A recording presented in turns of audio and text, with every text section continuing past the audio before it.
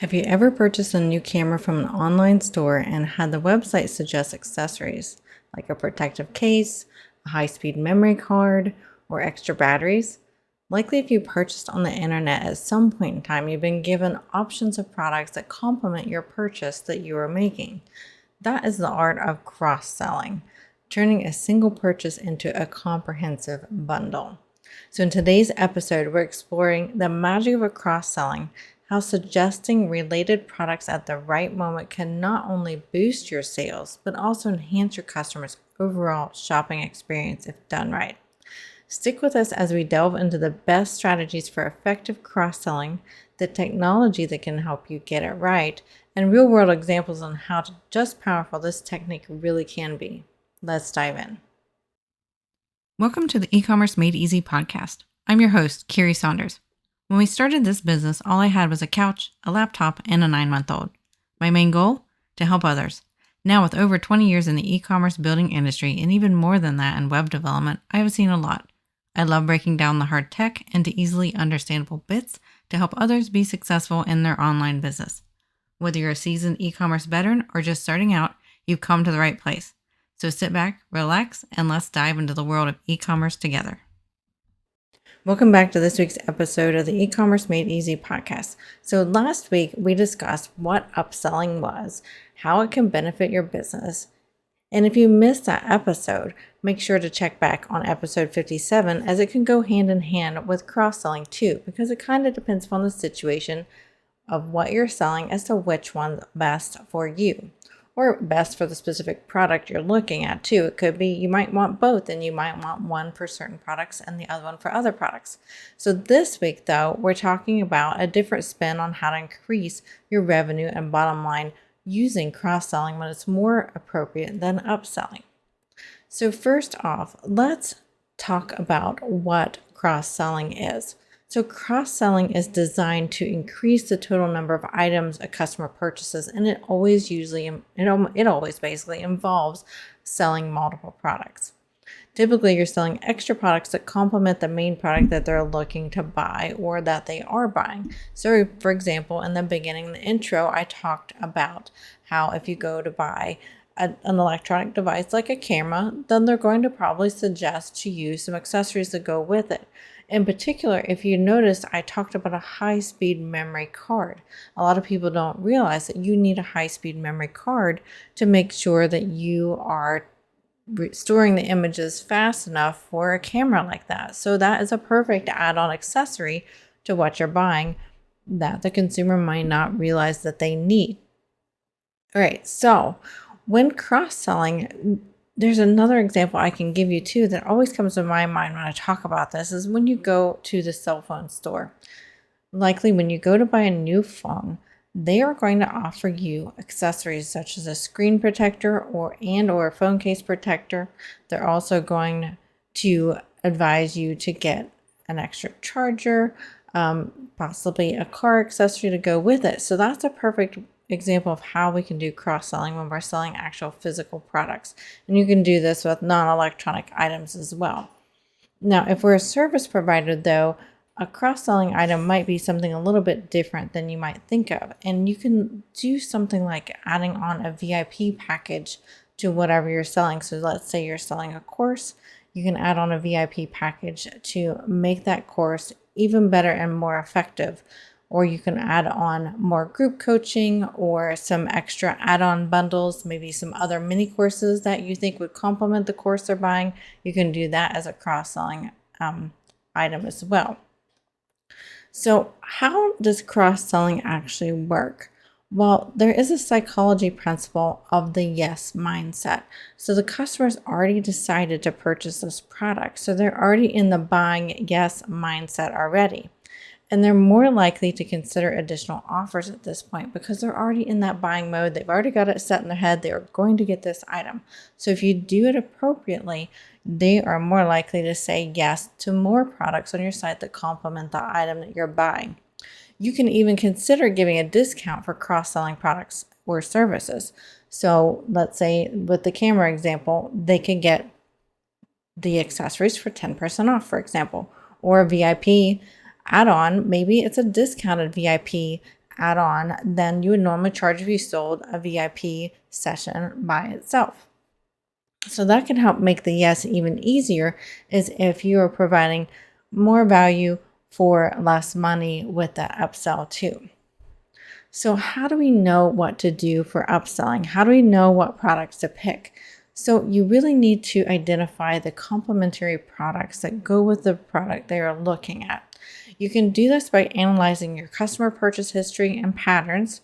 You can use market research online to see what is typically offered with the product or service that you are trying to sell, and look at common pairings and common prices and common upcharges for those items. You can also work with your team or a business bestie to brainstorm on what additional products or services will really enhance and help your customer get even more out of the original product or service they are buying. This really helps create customer trust and customer satisfaction when you're trying to help them ensure they get the best bang for their buck on the item that they're purchasing. When they feel confident that this item is going to be very useful for them, especially with these added on extras, that's going to really help them get everything they can out of this product or service that they're buying. Now, when we want to offer these is kind of important. We want to make sure that we're offering them at the right time in the selling process, because if you offer them too soon or too late, they're likely going to say no. And especially if you do it too soon, it might be off-putting to them and they may just abandon the purchase altogether.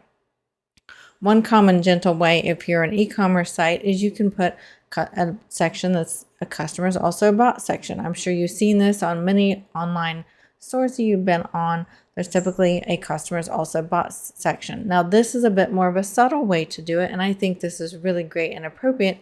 And a lot of people really like to use this to shop from, because they may kind of have an idea of what they want, but they aren't quite sure all the details on what they want. So when you give them really good suggestions on what other things people might buy with the product, that is very helpful.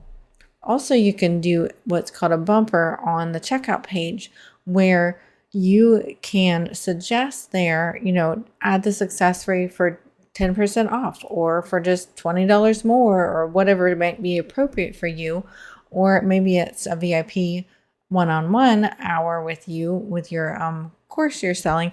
You can do an add-on a VIP service at our discounted rate of, and then give the discounted rate and the value that you're going to be providing for it on that last checkout page. Now, when you do this, you want to make sure that you're obviously giving really good reasons and talking to the customer, not really at the customer. So talk to their pain points, talk to their needs, talk to the things that's going to bring them joy from getting this extra add-on. So we're going to want to do similar things that we would do for any sort of selling here in the upsell. We don't want to just kind of willy-nilly throw this at our customers. We want to make sure it's very thoughtful. If it's not thoughtful, then it very likely might come across as off-putting to the customer. So make sure it's better to be thoughtful about this, or just don't do it at all if you aren't quite sure how to be thoughtful on this. So really think through this, get some others' opinions, get your business besties or some other friends, and have them look at your upsell bump offer that you're going to do with this cross-selling, to make sure that it is something that is attractive and that people understand the value they're going to be getting. Now, you can also bundle the products, and we have a really great episode that we'll link to in the show notes about bundling products. It's actually one of our most popular episodes. And so you can use this cross-selling to really kind of lean into that bundling of products. So when you buy this nice camera, you can add on these 3 accessories for X amount more. That's kind of like bundling at the same time as cross-selling. And you can use it to create more value and give your customer a discount. They're going to get more, more trust in you, because you're giving them a nice deal by being loyal and purchasing more on their website. And it's also very convenient for them to not have to go and look and search for what might go well with this accessory. They're going to feel a lot more confident, especially with technology. If you're selling a technology device, they're going to be a lot more confident that the accessories work with that device when you've cross-sold it and or bundled it. And you can also suggest individual add-ons for customization. So this is a little bit different way to do the cross-selling, is whenever you're selling a product, whether it's a physical product or a service, you can have add-ons that they can use to customize that product or service. And that's another great way to really kind of spin on it, and give them a different perspective. And you can try both ways to see what works best for your customers and for your audience. Now, there are some best practices that we need to follow when we're doing this, and we've touched on some of these already, is we want to make sure the offers are relevant and add value. We're going to create a lot more customer trust if it's very apparent and obvious and a no-brainer that it's going to add value and is relevant to the product you're selling. So if they're trying to buy a camera and you're trying to sell them a phone case accessory, that's just not, they're going to be confused and probably leave the website and not have much trust in you. So make sure that the offers you're selling are definitely relevant. So be careful using automated devices or automated programs that offer these upsells without thoroughly checking to make sure they're doing a good job if you are using some sort of AI tool or something automated to suggest these other products. You also want to make sure you avoid being overly aggressive or pushy with these accessories.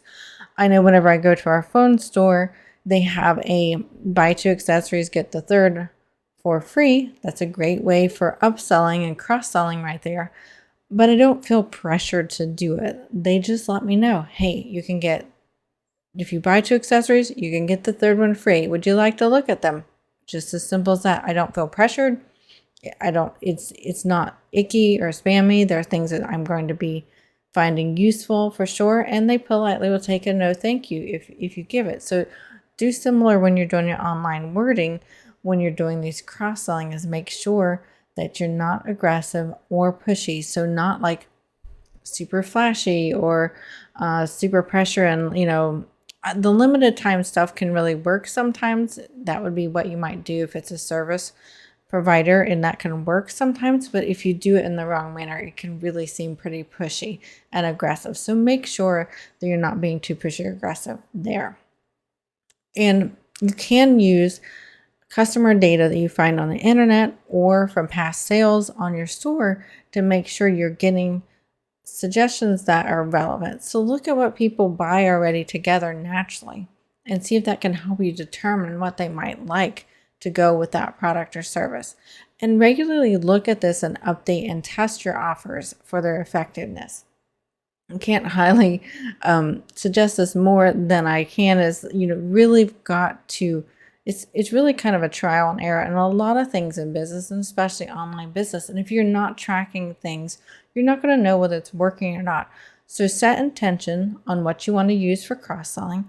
See if it works. Come back to it in 3 weeks, a month. You do want to give it some time to make sure it is working. And the timeline is going to be best determined by you and your cycle of your business. But make sure you're coming back and really looking at this. Is this data working? Are we selling these accessories and these cross-sold items with products that we're offering them with? If not, is it your wording? Have some other people look at it for you. Is it the wrong products?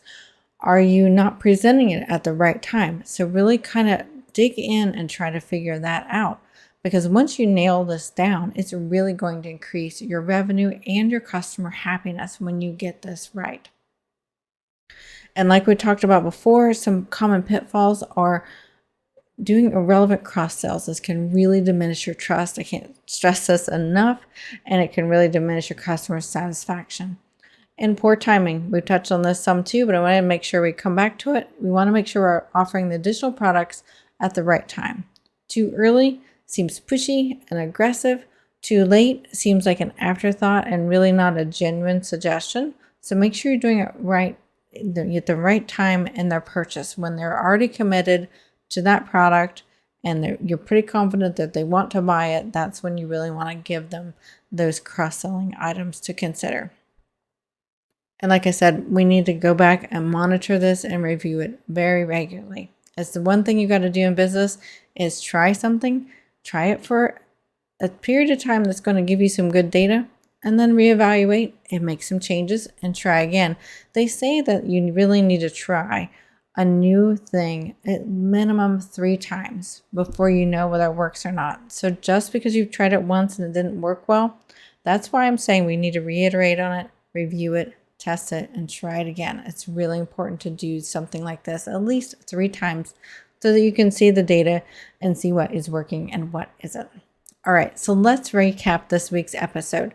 So first off, we talked about what is cross-selling.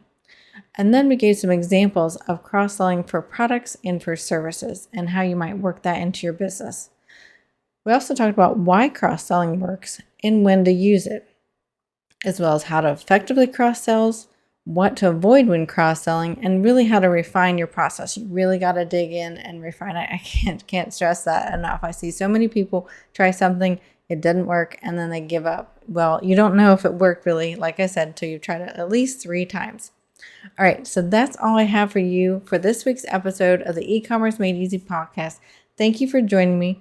Be sure to visit our show notes and other show notes at the ecommercemadeeasypodcast.com website, or you can see the show notes on your favorite podcast app that you may be listening to right now. If you're watching on YouTube, be sure to hit that subscribe button. And if you're listening on a podcast app, make sure to hit the follow button there. And we would love it and totally appreciate it if you would review us on Apple Podcasts. That really helps us get our word out to more business owners just like you and to help them help their business thrive and survive. Your ratings and reviews mean so much to us, and we totally appreciate every single one that we get, and we look at every single one of them. Thank you again for listening, and we will see you next week.